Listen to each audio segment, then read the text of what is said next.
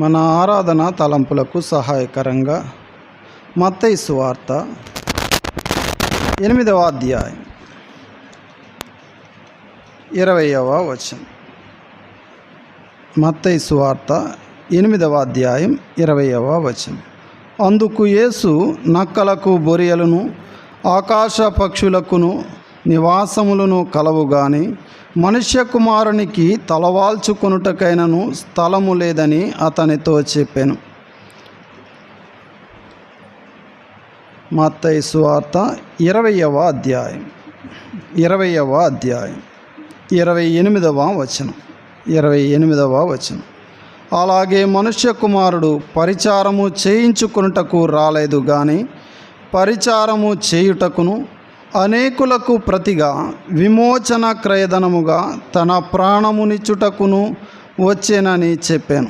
అలాగే మనుష్య కుమారుడు పరిచారము చేయించుకొనుటకు రాలేదు గాని పరిచారము చేయుటకును అనేకులకు ప్రతిగా విమోచన క్రయధనముగా తన ప్రాణమునిచ్చుటకును వచ్చేనని చెప్పాను. ప్రకటన గ్రంథం అపోస్తలుడైన యోహాను రాసిన ప్రకటన గ్రంథం 14వ అధ్యాయం 14వ వచనం.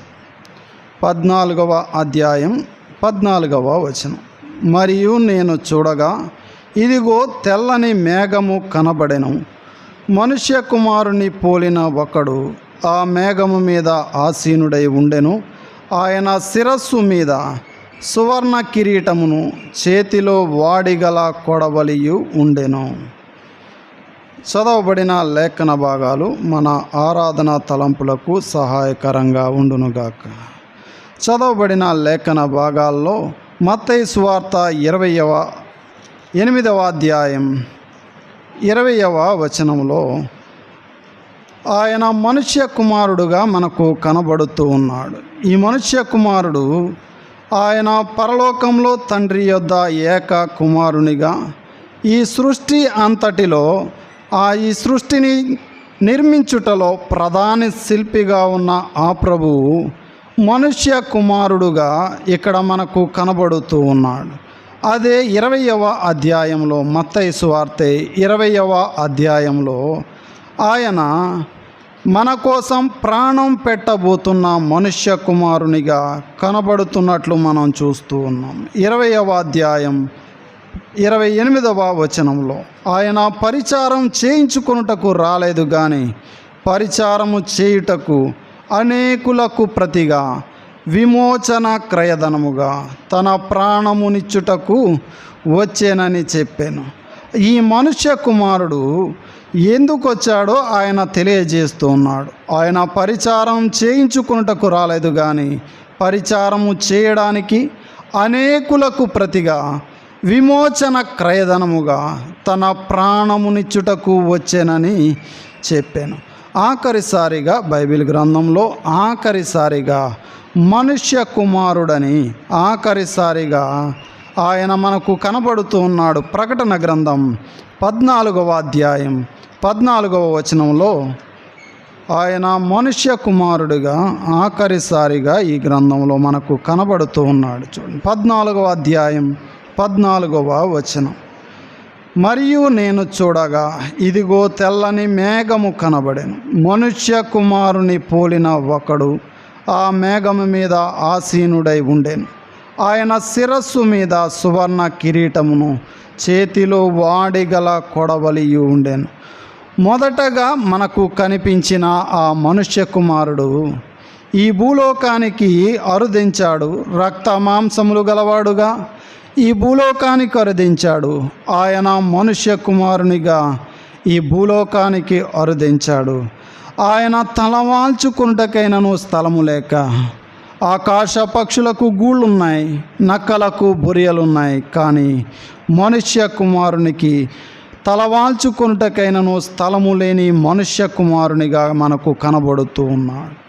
ఈ మనుష్య కుమారుడు మన కోసం తన ప్రాణమును పెట్టడానికి మన పాపములను బట్టి మన అపరాధములను బట్టి మనం చావవలసిన వారమై ఉంటుండగా, నరకానికి లోను కావలసిన వారమై ఉంటుండగా, మనం నరకానికి వెళ్ళుట ఆయనకిష్టము లేక మనకు ప్రతిగా ఆయనే విమోచన క్రయధనంగా తన ప్రాణమునిచ్చుటకు వచ్చాడని ఆయన తెలియజేస్తున్నాడు. ప్రకటన గ్రంథంలో మనం చూస్తే ఆయన మరి తిరిగి రాబోతున్నాడు. ఆయన ఈ భూలోకంలో తన ప్రాణమును ధారపోశాడు. అంత మాత్రమే కాదు, తన విలువైన ప్రాణమును మన కోసం ధారపోశాడు. ఆయన 3వ దినాన మృత్యుంజయుడుగా తిరిగి లేచాడు. అపోస్తలుల కార్యముల గ్రంథం 1వ అధ్యాయంలో ఆయన పరమునకు ఆరోహణమయ్యాడు. ఆయన మరి తిరిగి రాబోతూ ఉన్నాడు. ఆ మనుష్య కుమారుని పోలిన ఆ ప్రభువు మరి తిరిగి రాబోతూ ఉన్నట్లు మనం చూస్తూ ఉన్నాం. ఆయన భూలోకానికి రాబోతూ ఉన్నాడు. ఆయన మరి తీర్పు తీర్చబోతూ ఉన్నాడు. ఆయన మొదటిసారిగా గొర్రె పిల్ల రీతిన ఈ భూలోకానికి అరుదించిన ఆ ప్రభు ఆయన కొదమ సింహముగా తిరిగి రాబోతున్నట్లు మనం చూస్తూ ఉన్నాం. మత్తయి సువార్త 8వ అధ్యాయం 20వ వచనం. అందుకు యేసు, నక్కలకు బొరియలను ఆకాశ పక్షులకును నివాసములను కలవు గాని మనుష్య కుమారునికి తలవాల్చుకుంటకైనను స్థలము లేదని అతనితో చెప్పాను. మనం పాపముల చేత అపరాధముల చేత చచ్చిన వారమైన మనలను ధనవంతులుగా చేయడానికి, మనం ధనహీనులం, మనం దరిద్రులమై ఉంటుండగా మనలను ధనవంతులుగా చేయడానికి ఆయనే దీనుడుగా దరిద్రుడుగా ఈ భూలోకానికి అరుదించినట్లు మనం చూస్తూ ఉన్నాం.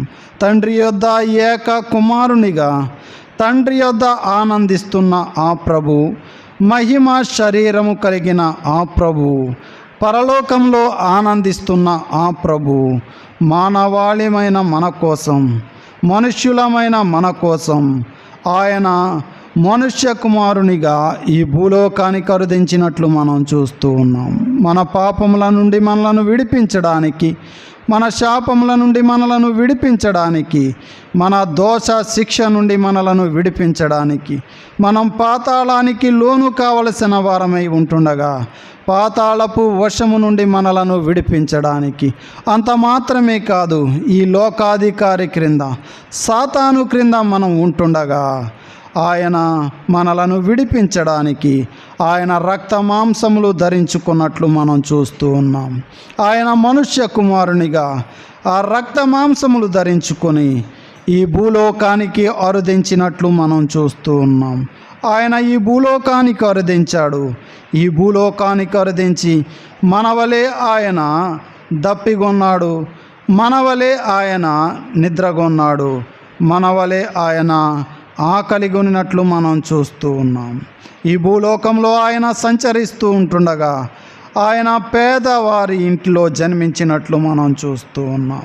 ఆయన జన్మను మనం ఒకసారి గమనిస్తే లూకాసు వార్తలో ఆయన జన్మ సమయంలో ఆయనకు సత్రములో స్థలము లేక ఆ పశువుల తొట్టెలో పరుండబెట్టబడినట్లు మనం చూస్తున్నాం. అంత దీనుడుగా ఆయన దరిద్రతను అనుభవించినట్లు మనం చూస్తూ ఉన్నాం.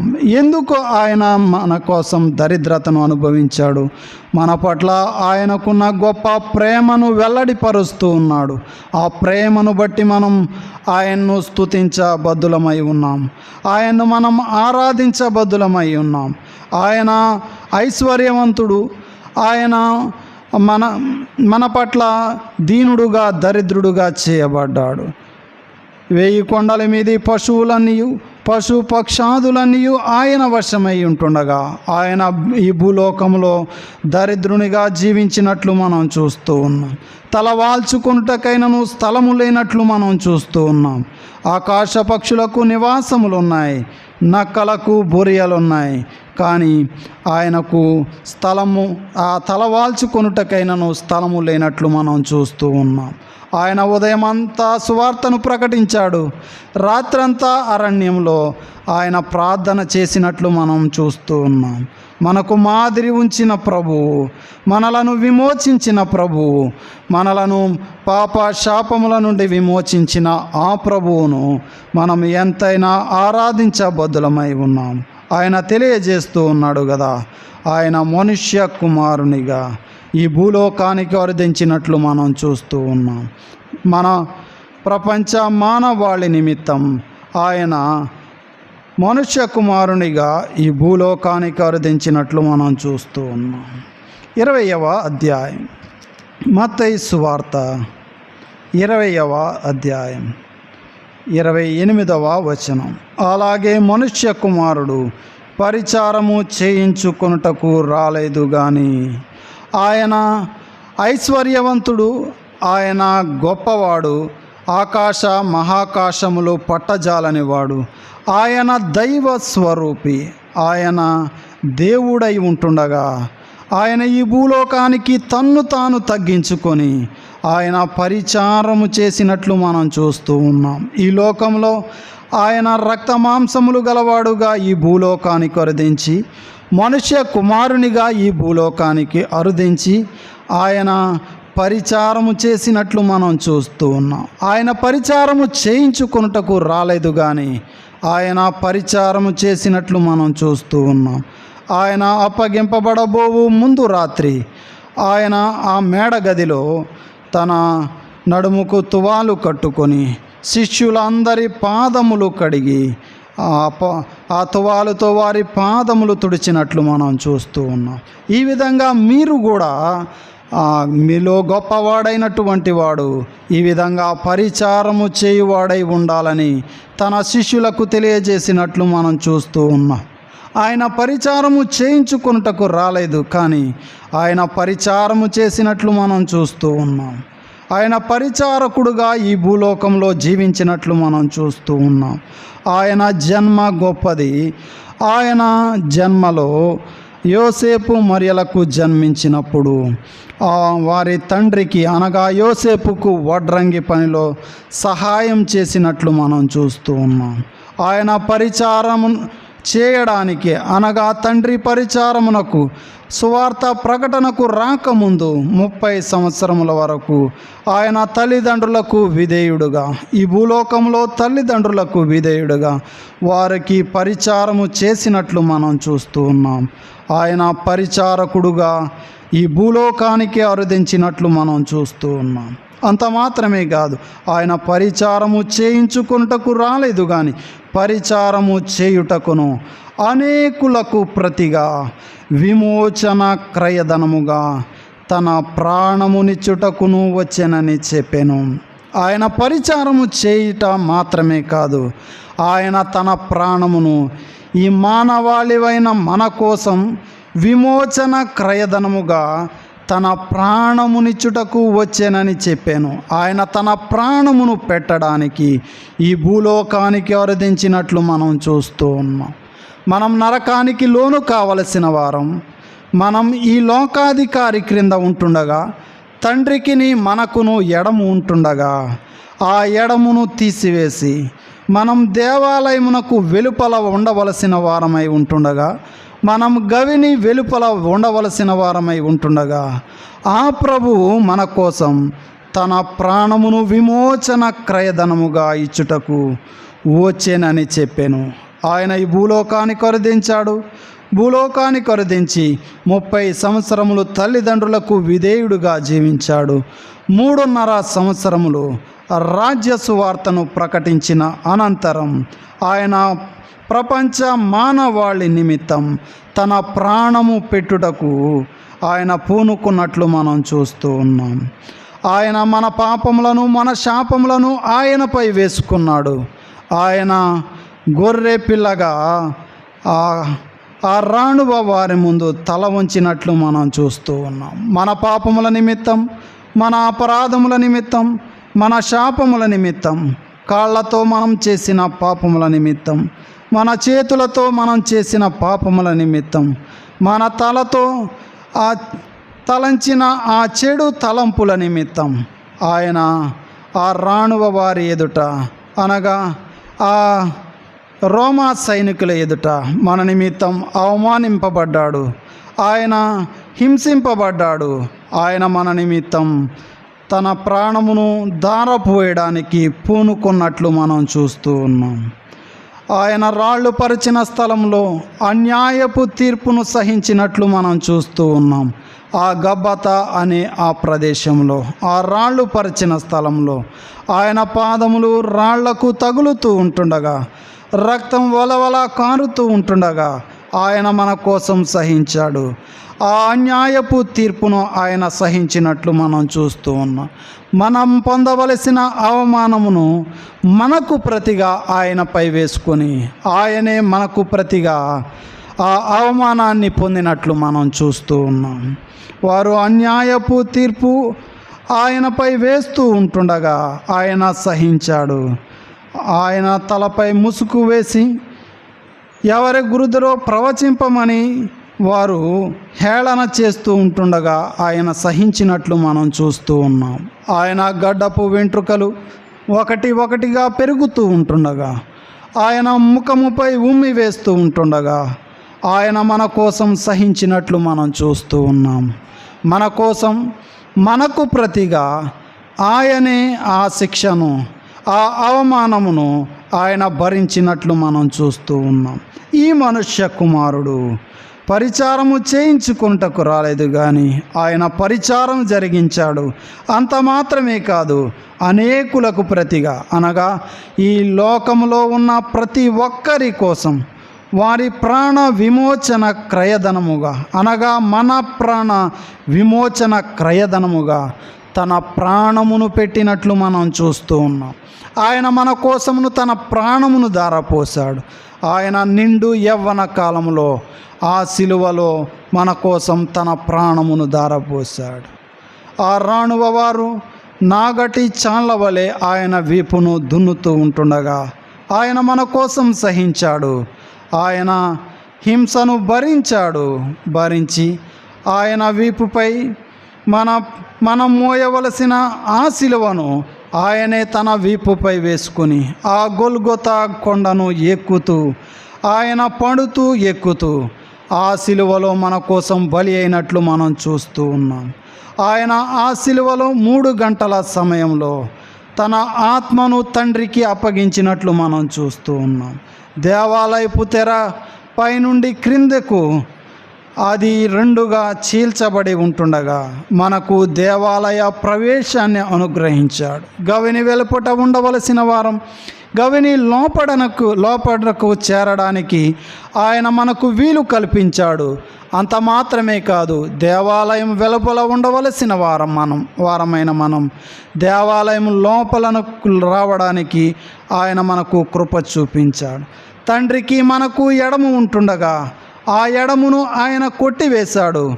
ఆ ఎడమును తీసివేసి ఆయనతో సమీపముగా ఉండి ఆయన్ను ఎదుర్కొనడానికి, ఆయనతో సమీపముగా ఉండి ఆయనతో సహవాసం చేయడానికి ఆయన మన పట్ల చూపిన మహాప్రేమను బట్టి, మహాకృపను బట్టి ఆయన్ను స్తుతించబద్దులమై ఉంటూ ఉన్నాం. ఆయన ప్రేమను బట్టి ఆయన్ను స్తుతించబద్దులమై ఉంటూ ఉన్నాం. ఆయన తండ్రి యొద్ద ఏక కుమారునిగా ఉన్నవాడు, ఒలీవ మొక్క వలె పెరుగుబడుతూ ఉన్నవాడు.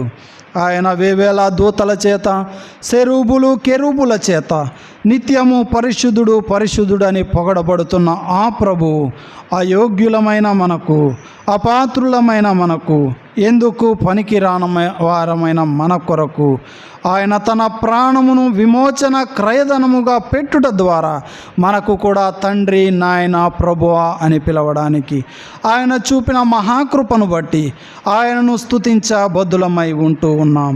ఆయనను గణపరచబద్దులమై ఉంటూ ఉన్నాం. ఆయన ఆరోహణమయ్యాడు.